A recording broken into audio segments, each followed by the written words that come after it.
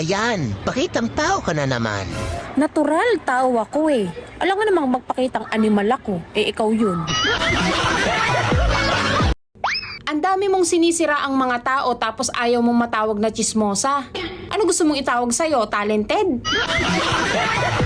Kung galit ka sa akin, ikaw lang dapat. Hindi yung magre-recruit ka pa ng iba. Ano ka? Agency? Uy, be, buti natitiis mong hindi sapakin yung mga chismosang nagchichismis ng buhay mo. Naawa kasi ako eh. Bakit ka naman maaawa? Kasi hindi ko pa nasasapak yung mukha niya, basag na.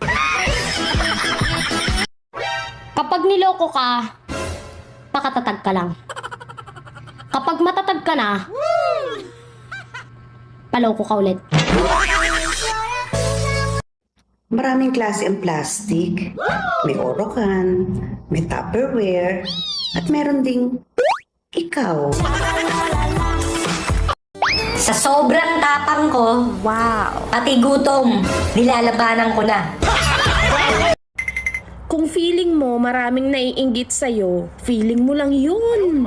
Wala namang nakakainggit sa'yo. Nakakainis, meron.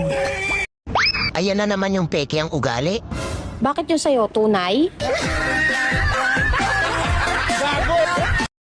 Kung nakakaganda lang ang stress, artista na ako.